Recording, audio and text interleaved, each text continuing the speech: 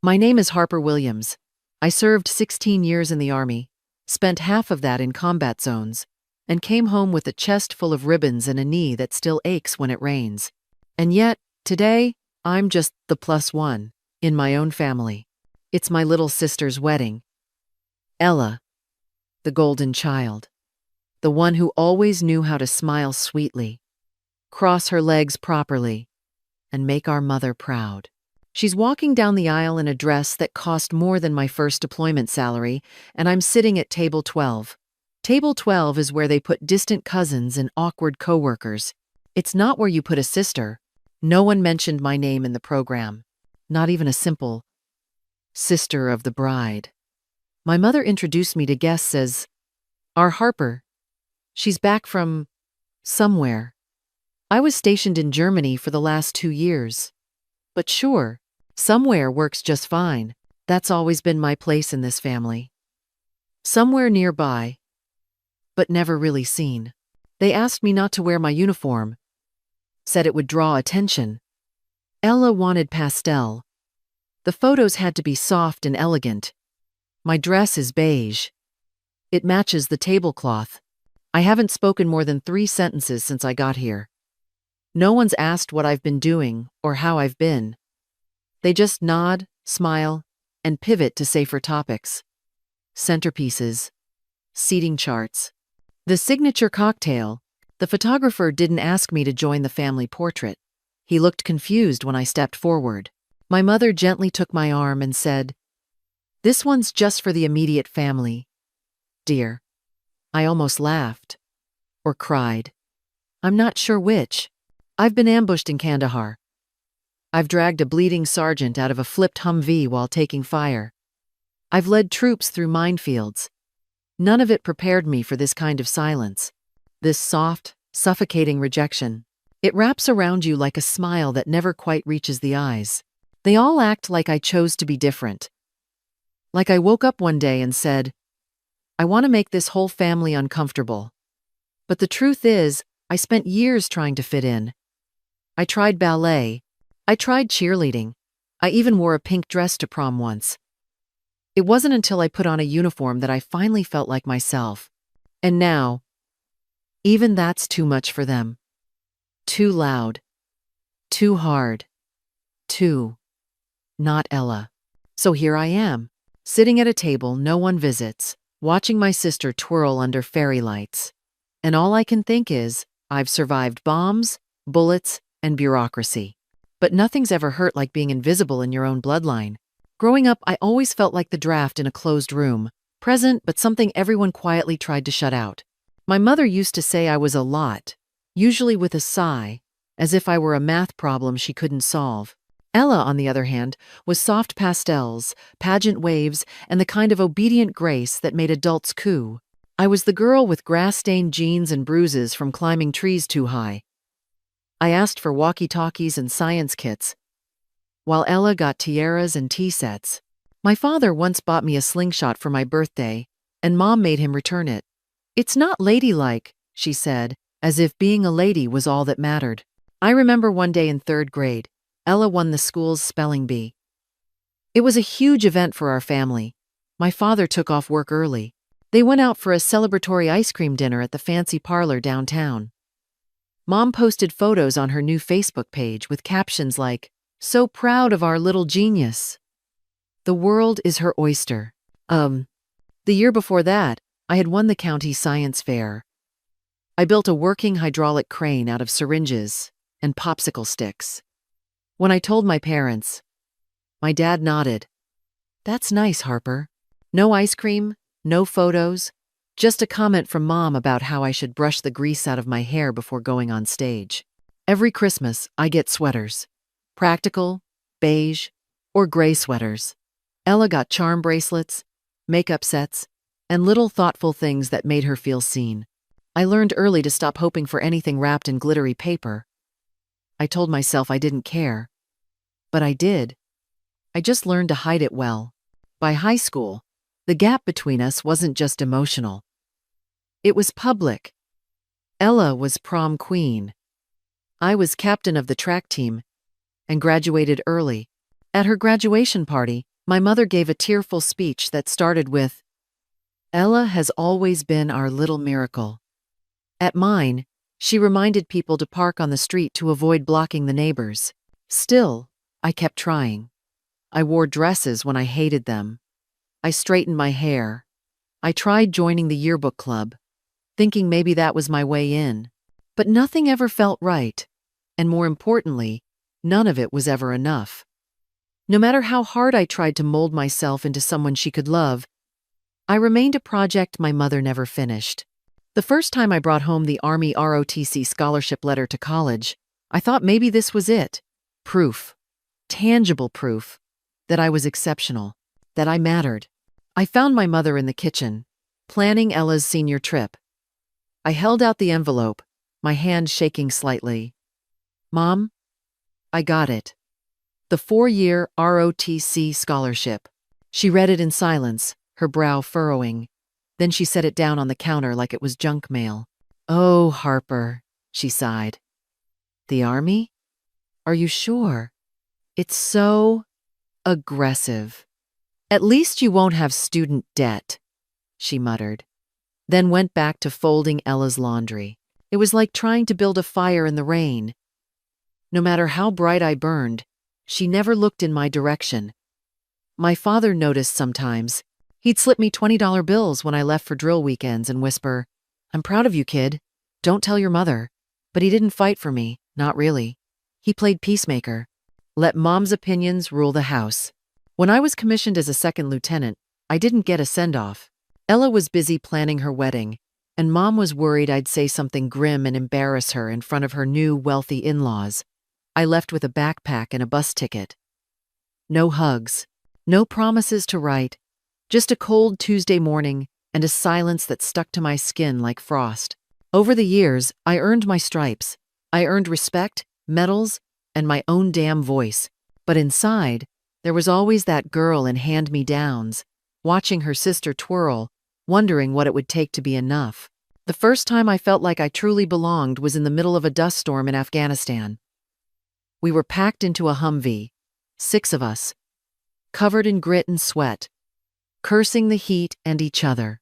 But when the convoy stopped, and it got real, no one cared about your hair or how you talked. They cared if you had their back. That kind of loyalty changes you. In Bravo Company, I was just ma'am, or sometimes Ironheart, when they were feeling generous. I wasn't the weird sister, the tomboy, or the one who never smiled right. I was the officer leading the platoon, and they followed me through hell because they trusted me to get them home. One of them didn't make it. Torres. He was 23, from El Paso, obsessed with his mom's cooking, and never missed a chance to sing off-key in the mornings. We were 3 weeks into a joint patrol when it happened.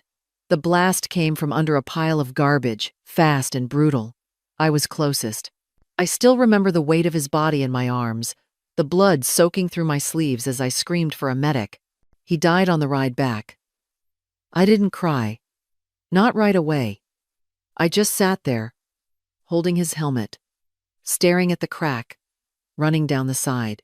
That night, I wrote a letter to his mother, then sat outside the barracks and made a promise.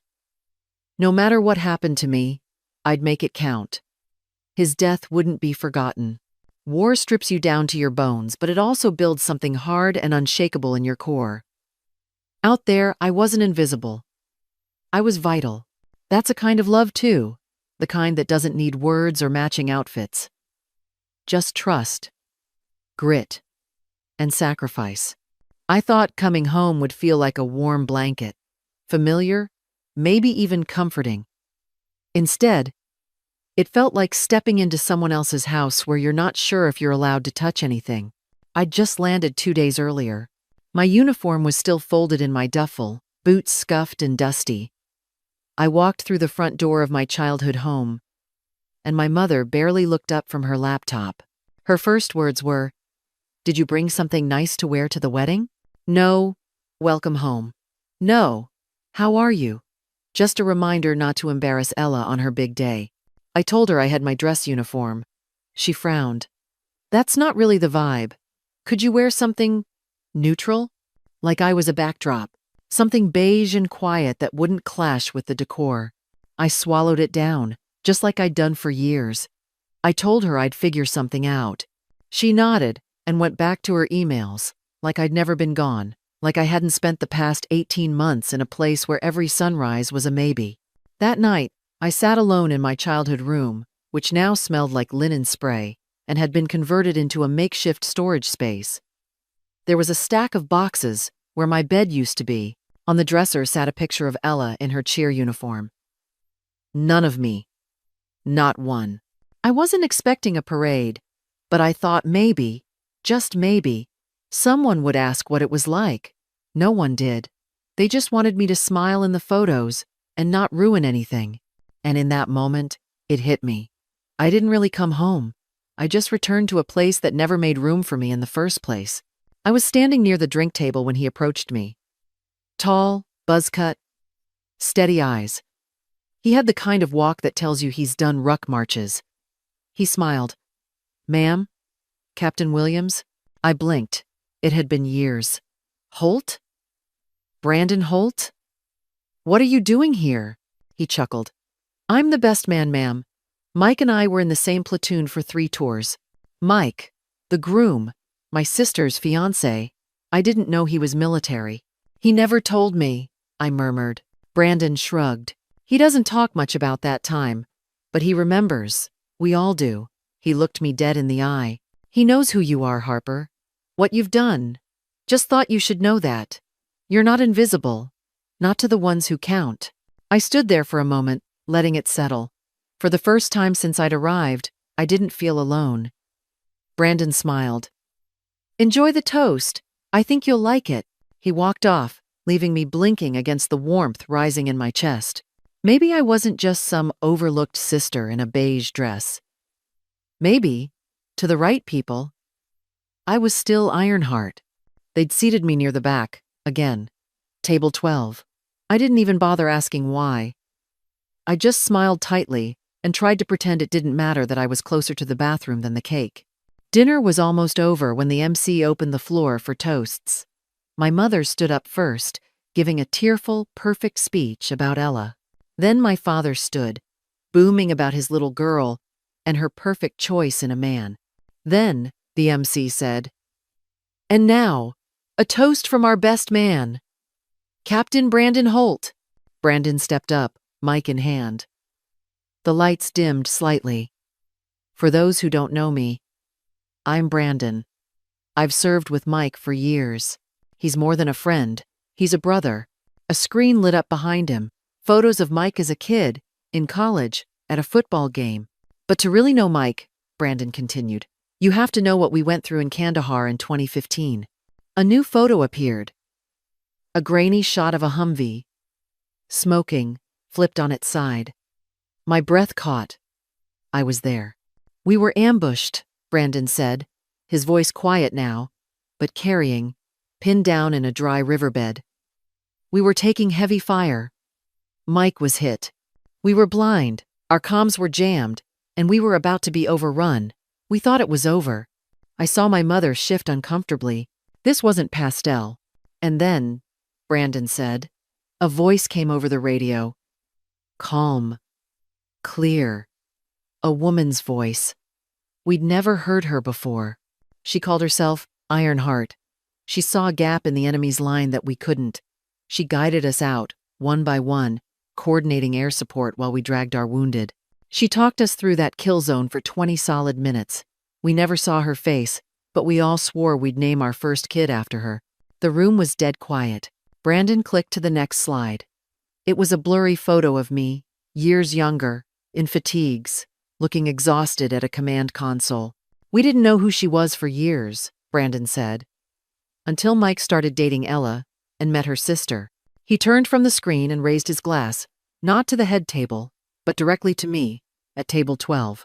Ma'am, on behalf of everyone in Bravo Company, thank you for saving our lives. My mother dropped her fork. Someone gasped. Mike, the groom, stood up and took the mic from a stunned Brandon. He walked, limping slightly, toward my table. He stopped in front of me. She's right, you know. my mother whispered from the head table, her voice trembling. She's always had a flair for drama. Probably something she picked up over there. Mike heard it. He stopped, turned to my mother. Ma'am, with all due respect, that drama is why I'm alive today. He turned back to me. I didn't know how to do this, Harper. How to thank the woman who saved my life, and then find out she's about to become my family. He turned to the guests. You all know her as Harper. We know her as Ironheart. But the rank she holds today is Lieutenant Colonel. She's not just a soldier. She's a hero. The room was dead quiet. Not awkward. Reverent. My mother looked like she didn't know where to put her hands. And for the first time in my life, I didn't shrink. I stood. My legs didn't shake. I nodded once at Mike. The silence around us wasn't empty. It was full. Full of what they finally saw. The sun had just started to dip when I stepped outside. The air felt lighter. I stood by the parking lot, heels in hand. Brandon found me. He handed me a folded piece of paper. It was Mike's handwriting. I didn't say anything before, it began, because I didn't want to make it harder. But you saved my life. And more than that, you changed it. This wedding, this future, none of it happens without you. He ended with one sentence I knew I'd remember forever. You taught me what strength looks like, and I'll never let anyone forget your name. I folded the letter and held it close. For years, I'd carried silence like a second skin. Now, for once, it felt like it could peel away. Maybe I'd never get the mother I wanted. Maybe Ella would always choose comfort over courage. But I wasn't alone. I had never been. I just needed to look in the right direction. That night, I drove home with the windows down. The road was quiet, and so was I. But it wasn't the old, aching kind of quiet. It was the kind that makes room for breath, for pride, for peace.